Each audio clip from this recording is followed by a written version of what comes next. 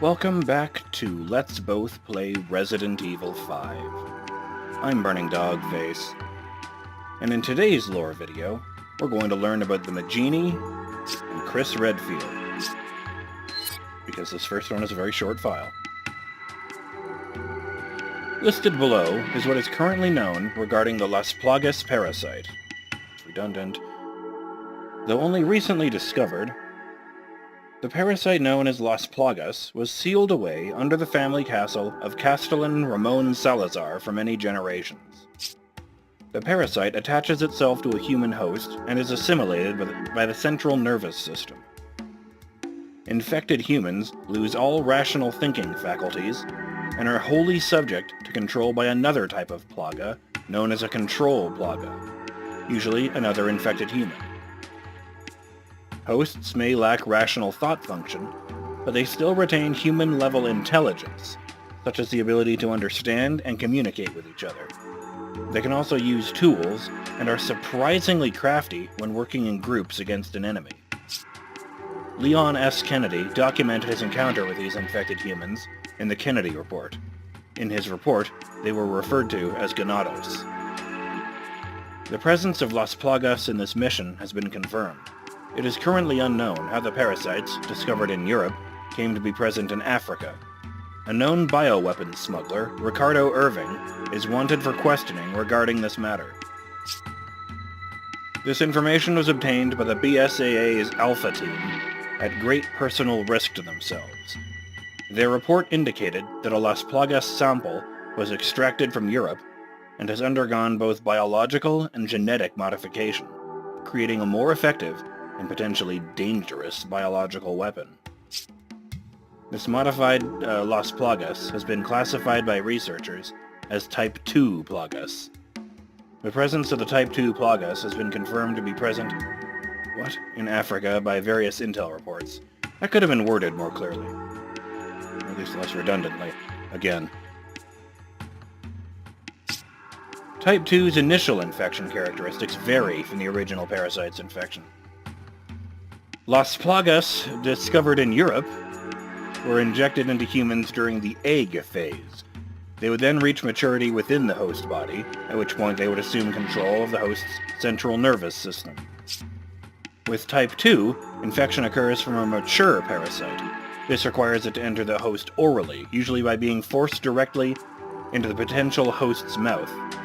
The observed result of this type of infection method is one of extreme muscular convulsions and uncontrollable body spasms. Also of note, whereas the original Las Plagas took anywhere from a few hours to a few days to assimilate a host, Type 2 requires almost zero maturation time. From this point alone, Type 2 is a much more efficient weapon. Infections of this type have already been witnessed by BSAA operatives currently stationed in the area. Type 2 takes over the central nervous system of infected humans and incapacitates normal rational thought faculties. The infected hosts become willing subjects to the ones that control them. However, to maximize their effectiveness as a weapon, the persons who command them do not need to possess a control plaga to do so.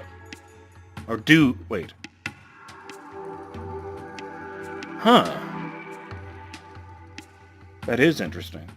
I thought I read that wrong at first.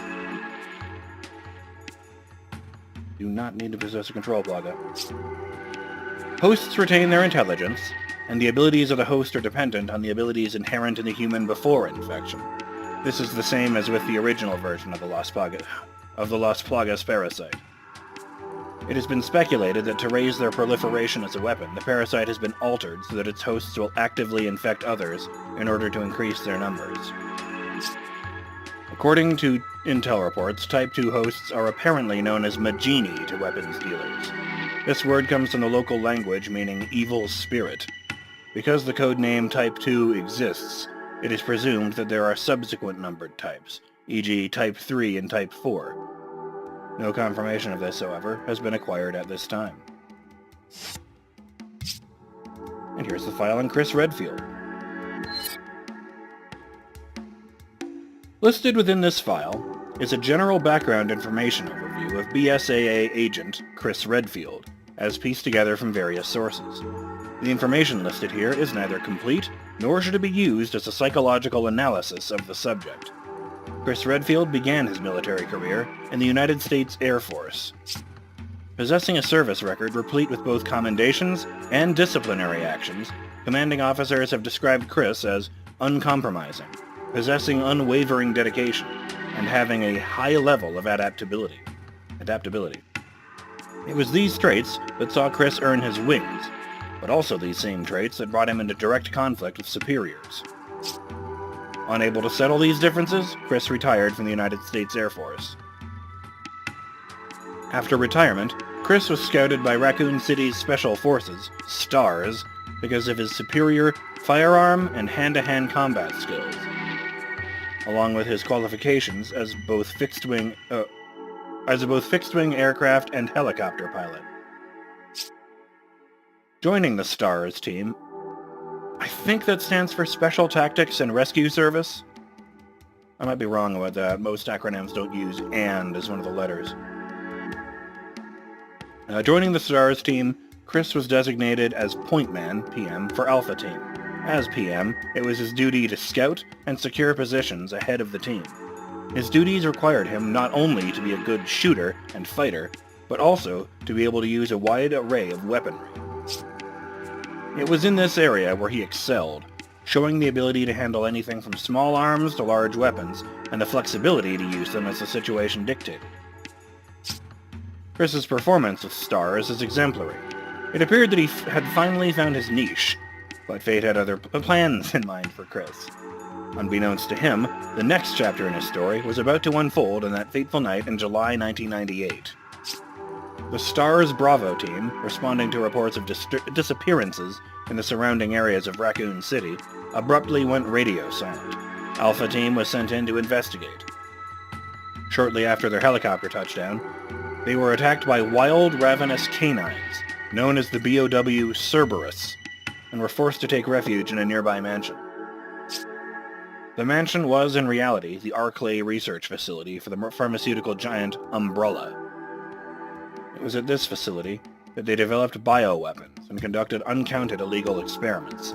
Here, Chris and his partner, Jill Valentine, were forced to combat numerous BOWs as part of an active tactical research plan devised by Albert Wesker. Wesker was the commanding officer of STARS, and therefore Chris and Jill's superior. Though all of his actions were done at the behest of the Umbrella Corporation, Wesker had used his rank in STARS to manipulate Chris and Jill. Wesker unleashed several BOWs into the mansion in order to gather data for his own ends. This tragedy in the Arclay Mountains became known as the Mansion Incident, and ended with Chris and Jill destroying the creature known as Tyrant, the death of Wesker, and the destruction of the laboratory.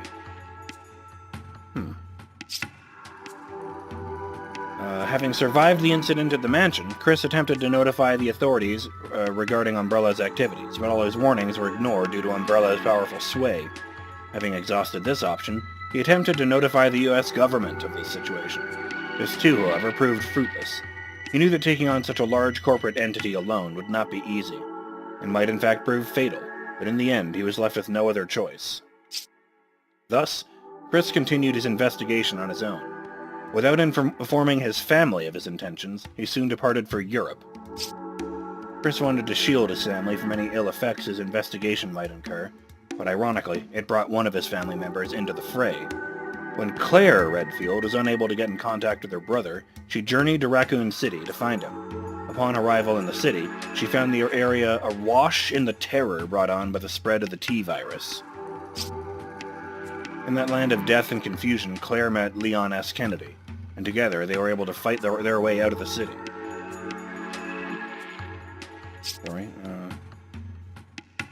Right. After the Raccoon City ordeal, Claire flew to Paris to investigate Umbrella's activities in Europe, but she was captured and sent to Rockford Island. When Chris learned from Leon what had happened to Claire, he made his way to Rockford Island to free her. It was there that Chris was confronted with many harsh facts. Umbrella had a research facility in Antarctica.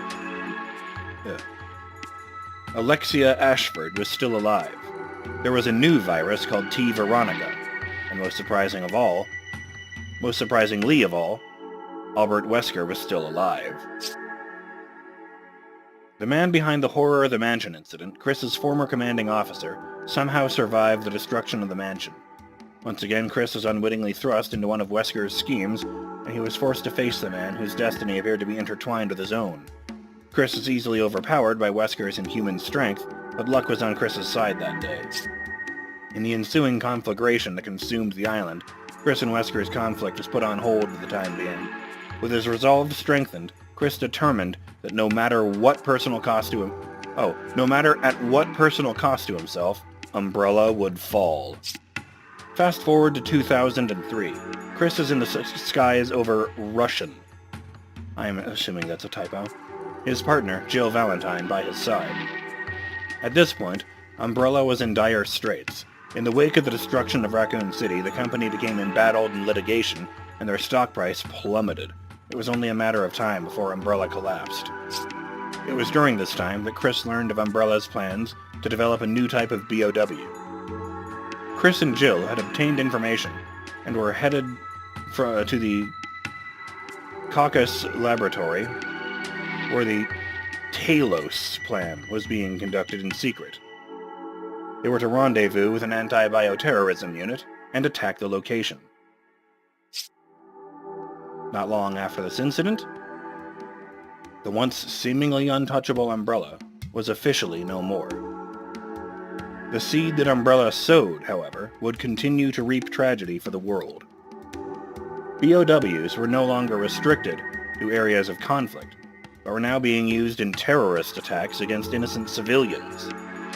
It was at this time that Chris and Jill joined the BSAA, a group dedicated to eliminating those bioweapons.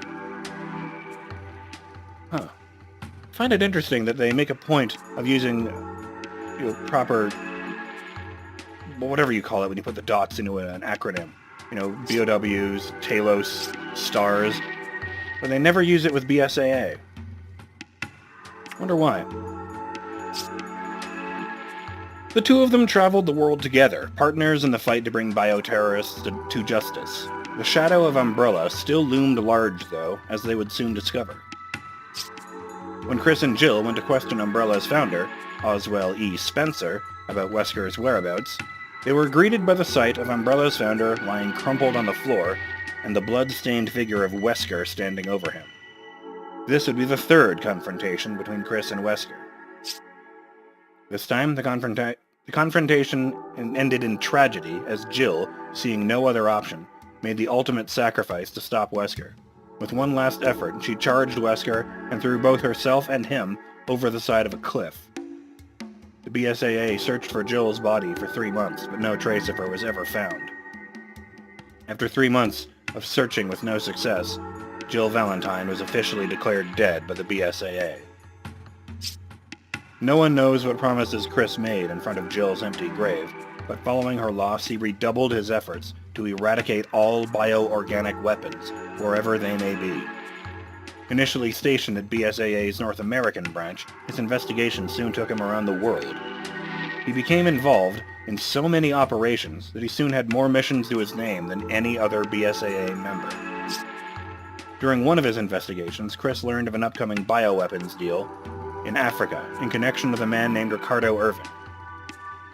Irving's name has come up quite often of late in association with bioweapons smuggling.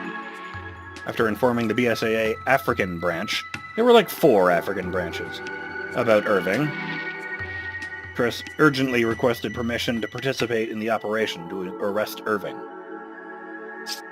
As to the reasons he wished to participate in this mission, Chris would not comment. Whether he is withholding information or not is unclear. As one of the most respected BSAA agents, his presence in this operation greatly increases the chances of success, thus his request has been granted.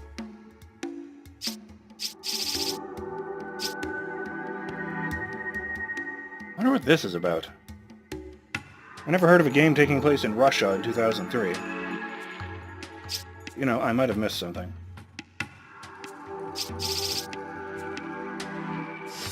Anyway, that will do it for today's lore video.